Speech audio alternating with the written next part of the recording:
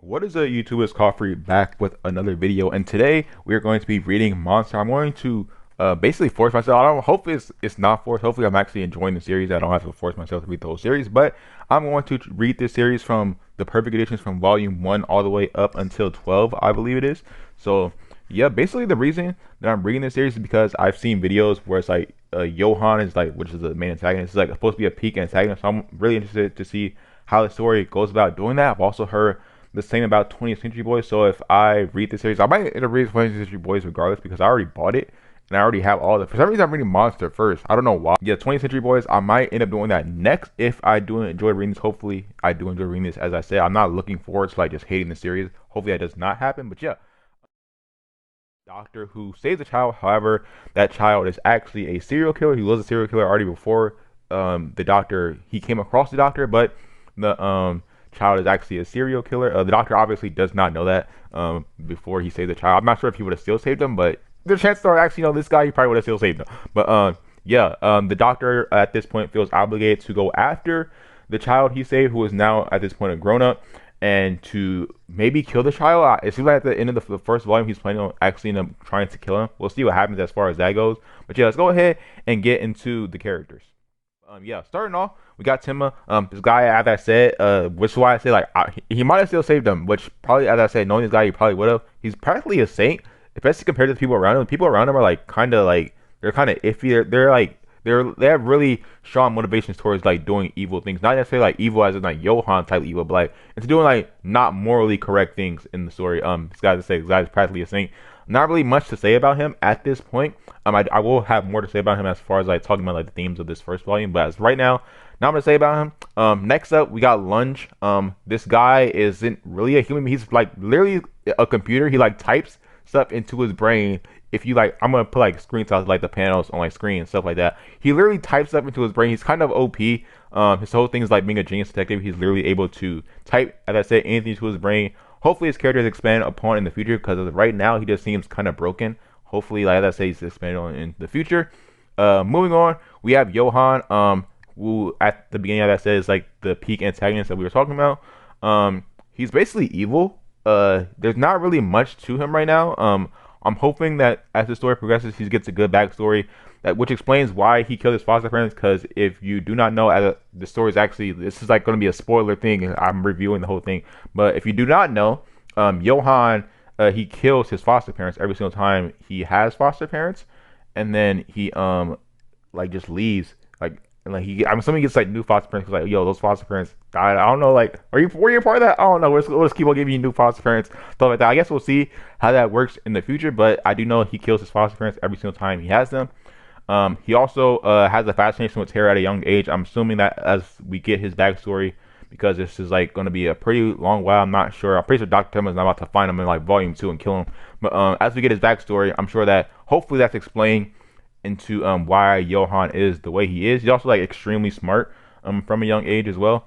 And so yeah, we'll see how Johan character, or how we learn more about Johan characters. Hopefully we find his motivations as to why he's such an evil person. But moving on, we have Anna, who is like basically the counterpart to Johan in some ways.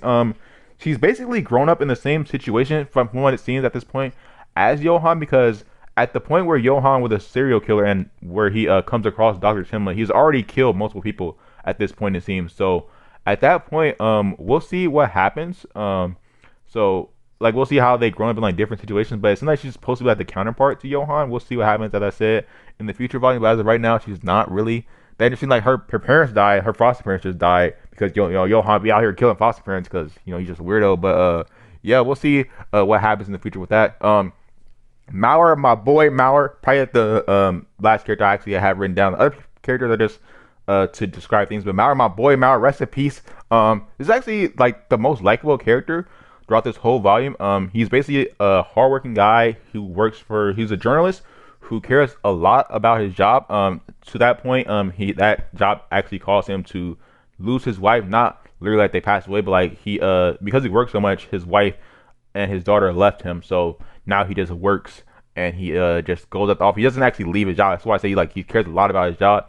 Partly because he believes that in order to be a journalist, you have to work like extreme overtime, and he at this point he doesn't actually leave his job. Dr. Timma, once he entered his life, he actually, which is the reason I like him a lot, he actually discovered like, yo, I can actually get my wife back and stuff like that if I, remove some of these negative habits as far as like he smokes a lot. And then like it was really sad to see him go because like right at that point where he's like, yo, Dr. Timma left and he was like, yo, I'm gonna stop smoking these cigarettes as my wife told me. I'm gonna try to get my wife back.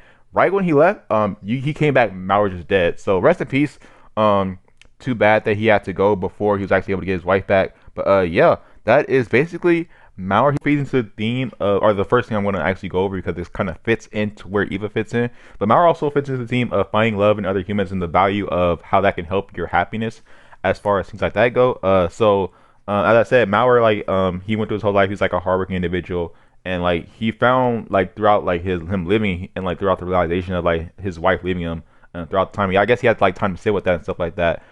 He found like it's better to have my wife in my life and my wife and my daughter. I keep on forgetting to say his daughter, but my wife and my daughter in my life compared to them not being here.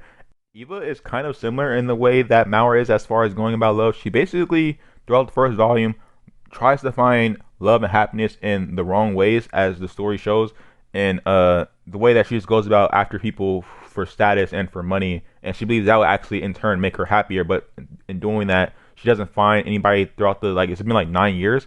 She doesn't find anybody that actually loves her. But that goes into like another thing as far as like people's crave and corrupting themselves for the sake of status and money. It doesn't only happen with Eva, but that's like one of the ways that that happens. It also happens in the way of her father and his underlings, as well as another character.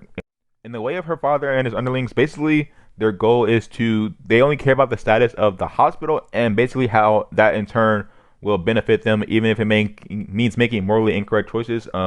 As like basically what happens is they want Dr. Timma and well Eva's father wants Dr. Timma to save the most prominent people that enter the hospital, because if you save the most prominent person, that will in turn put your hospital on the news, and that will make your hospital more popular, and that will make your hospital at the end of the day more money.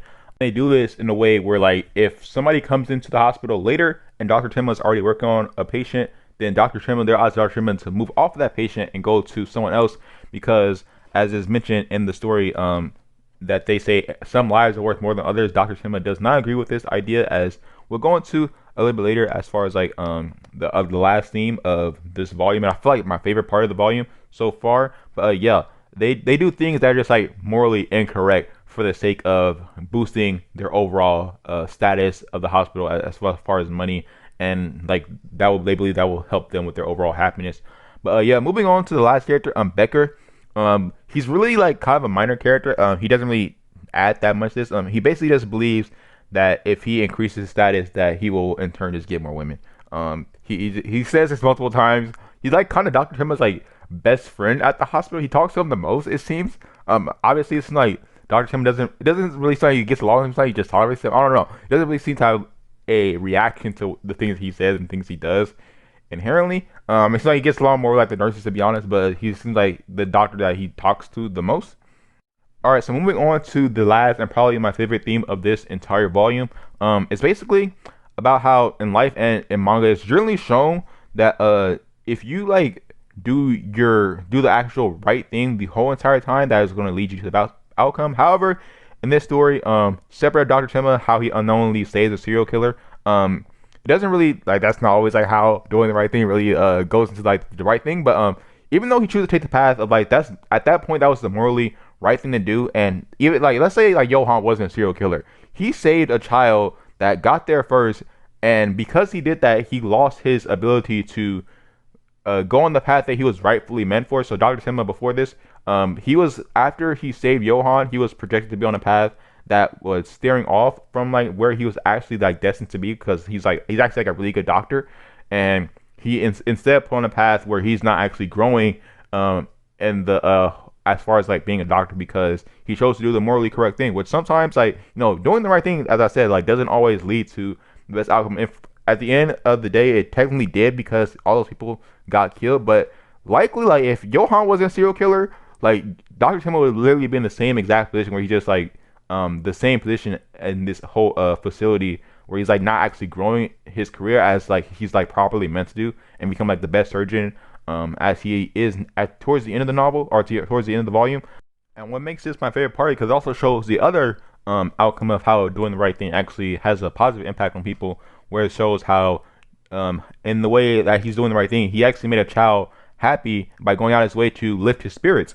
It also shows this in the way of how, towards, like, I believe in the final chapter, um, how him leaving a positive impact on the old soldier and the young girl. It's not really mentioned that's what their name was. How him leaving a positive impact on the old soldier and the young girl, even though it's unknowing, actually helped their relationship in the future, and how him just being a good person really just helped that out. And then lastly, how, like, at the end, like, the cops are coming after Dr. Timon because they believe that he murdered people, but the people who know that Dr. Timon was actually a good person actually came to his defense and stood in the path of the cops, did not allow them to actually get to Dr. Timon at the end of the volume, because they knew that he was a good person. So I really like how the novel shows both parts of it, or how the volume. I don't know why I keep on saying novel. I technically said it in another part. I kind of cut it out so you guys didn't hear that part. But in the volume, like, I really appreciate how it shows not only the negative impact of how doing the good thing will help people out, but the negative impact of doing good all the time, and then it also shows the positive impact of doing good all